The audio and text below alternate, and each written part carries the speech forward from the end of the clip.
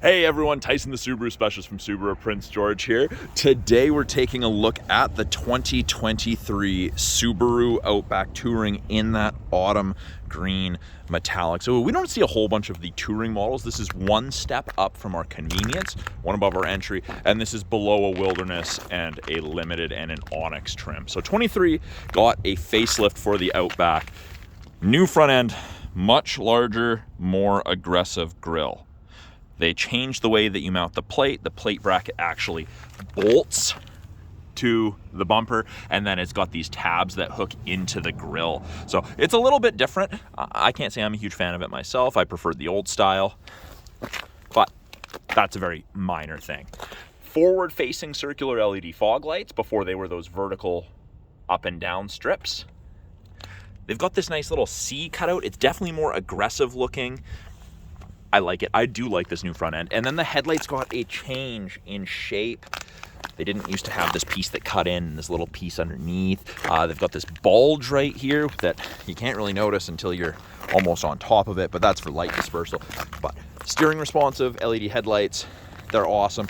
Now, this customer asked for a set of winter tires and wheels to be installed. So we have gunmetal gray Touring TR60s, and we've got Uniroyal Tiger Paws, so good aggressive winter tire. Have the flexible mud flaps installed, stop any spray up on the body. You get the gloss black mirror caps. Now you do have the integrated turn signal on the Touring model. Up top, all of the Outbacks, with the exception of the Wilderness, come with the roof rails with the integrated crossbars. So you have tie downs integrated front and rear. Much better than the previous ones that were on the inside of the rails. And then these lift up, flip across, lock in there. That one comes over here and locks in this hole here. And you can move this rear one about 6 inches further back. So you can secure things that need a little bit more space. Good for canoes, kayaks, that sort of thing. But yeah, they just lock in place. You can hide them when you don't need them. You have them when you do need them.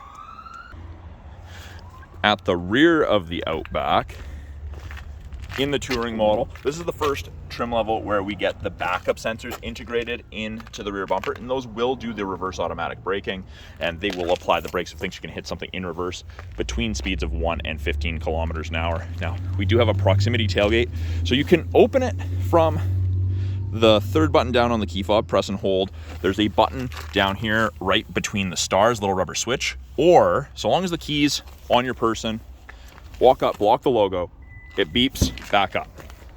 So it doesn't have to be your hand. You don't have to, the key just has to be on your person, has to be close enough. But yeah, it's great. You got a box of groceries, or you're holding the dog's leashes, something like that. It's great for that. To close it, we can use the button. We can lock and close it. It'll close and lock all of the doors, so you don't have to fish your keys out of your bag, your pocket, or walk up front and lock it. You can pull down. You can do it from the key fob. You can do it from the driver's seat. Lots and lots of ways to close this door. Now, on the inside, we have the stock all-season tires on the factory alloys. So second set of tires and wheels, always nice to have. In the back here, grocery bag hooks. You've got a 12-volt outlet for any charging needs you may have, and then you do have 4 of these tie downs, hard physical mount tie downs, which is very, very nice. Easy to secure things. Now, to fold these seats down, you have the handles on either side you can pull, and as you can see, you can fit the 4 tires and wheels.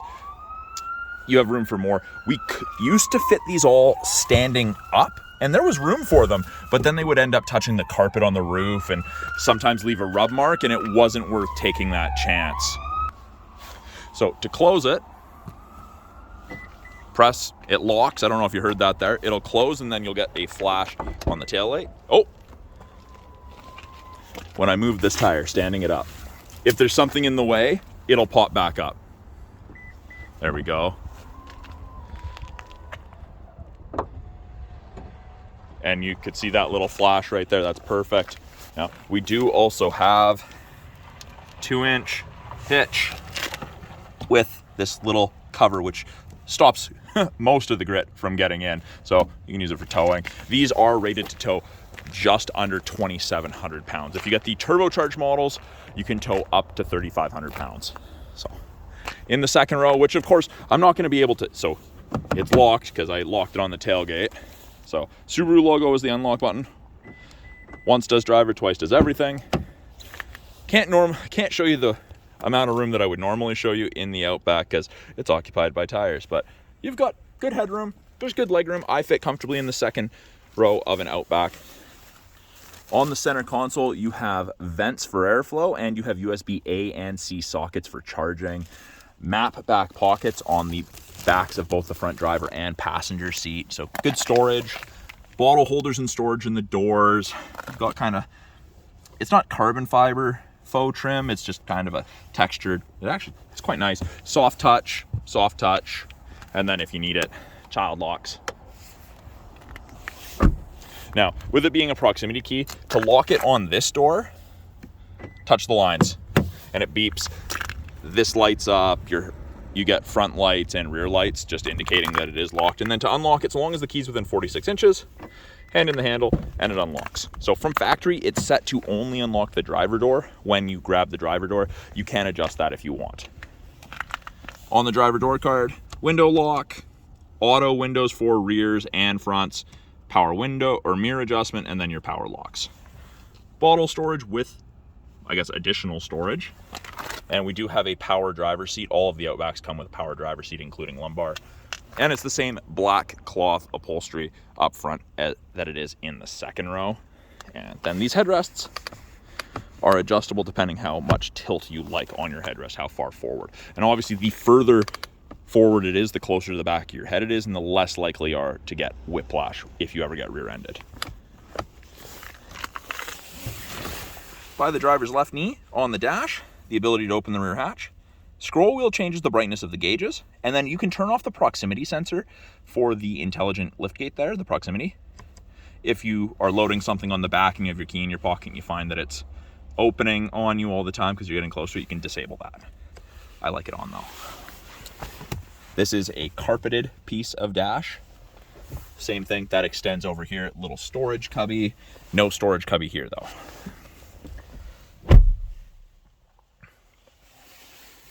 Push button start, foot's on the brake, light is green, green means go. Press it to start, foot's off the brake, light is not green.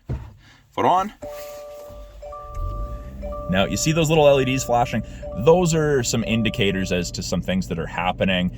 You're crossing lines, you're getting close to someone, you're approaching someone fast, like it thinks you're gonna hit them. Intelligent cruise control is working correctly. There's lots of signals. I will include the link to my video description going over those, and as I have a second video that goes over those. It's pretty informative. That's a handy little feature up front there.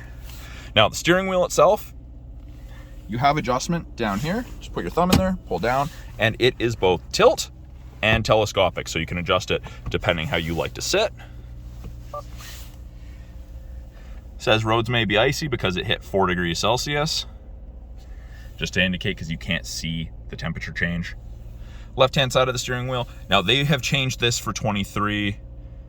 Source goes from AM to FM to satellite to Bluetooth, etc.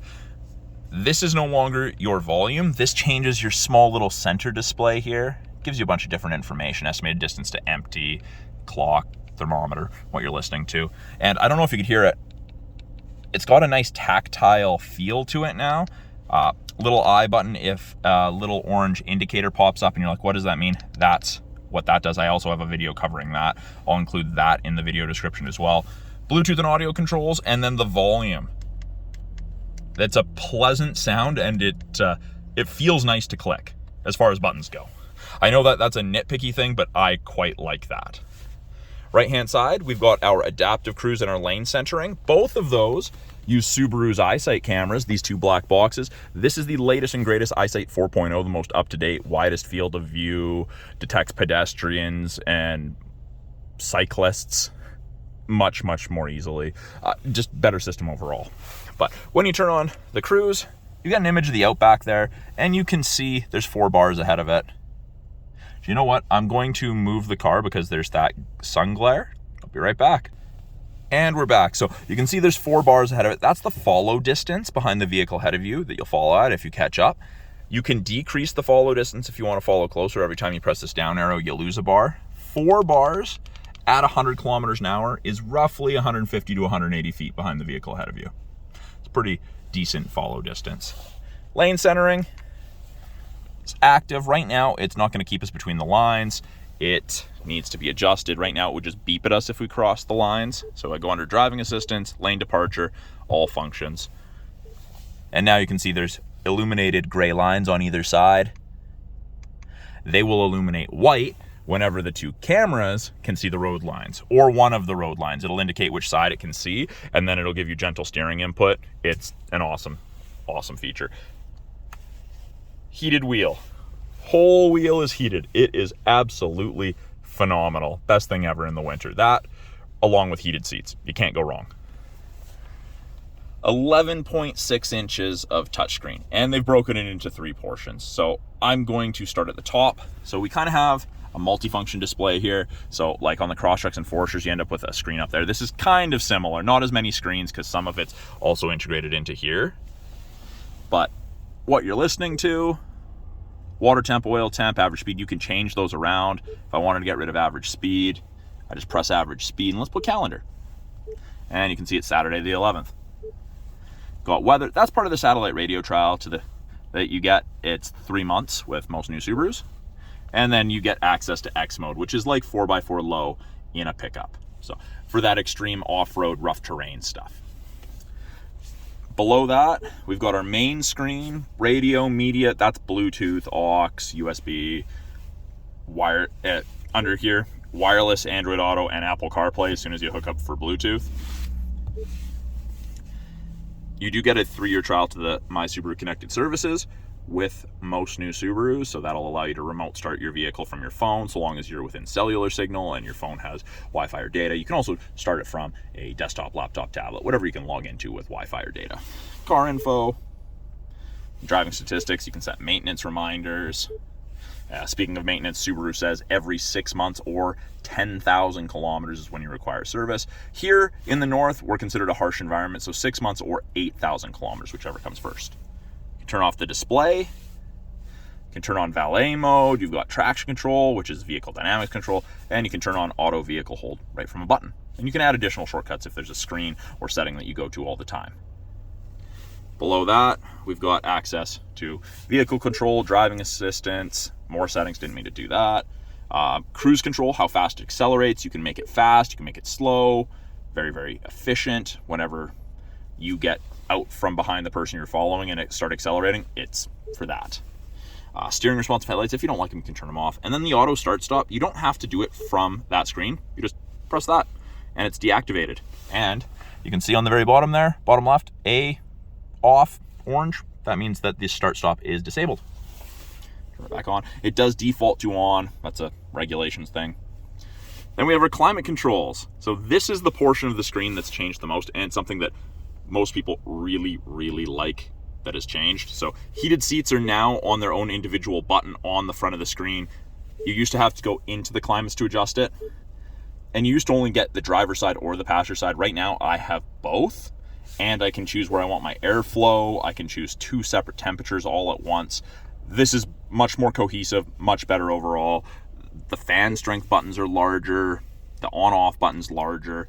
You do still have physical buttons to adjust your temperature should you want, but it's not a necessity by any means. You can go in touch, or you can touch this. You've got all the options.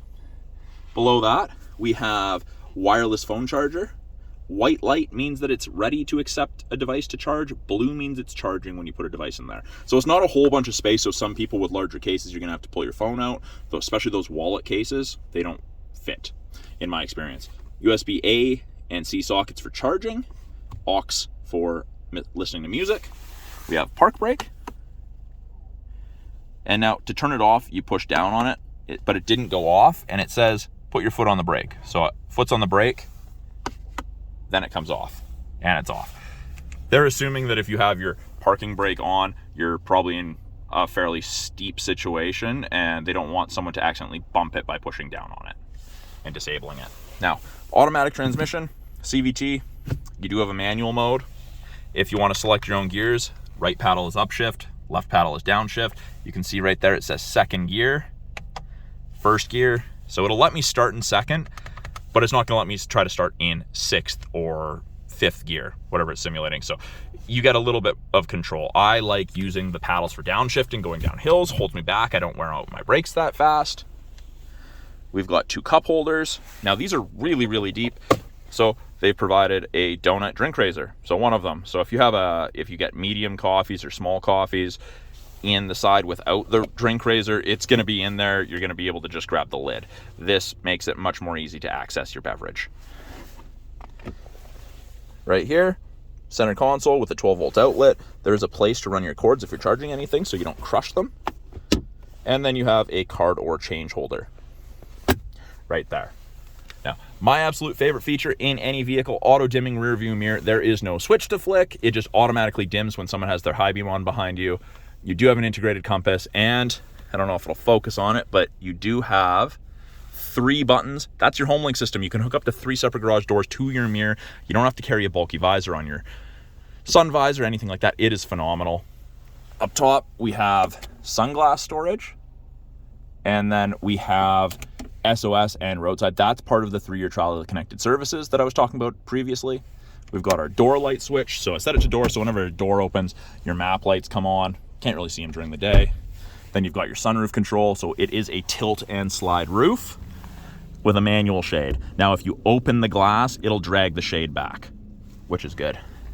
And then on here, you do have vanity mirror with 2 lights. And then this, you can pull and actually slide to block the sun if there, which is very, very handy. And then this is a card holder. Might not be the official use, but I use it as a card holder. So that is a brief look at the 2023 Subaru Outback Touring with EyeSight. If you guys have any questions about this vehicle, any of the vehicles in our lineup, any of the technology in this vehicle, please let me know. Put it in the comments below. I'm always looking for new videos to make for you guys. And if you guys have a question that I can't answer, I get to go find the answer to it. So that's pretty awesome for me too. So again, thanks for watching. Tyson, the Subaru specialist from Subaru Prince George. Talk to you guys soon.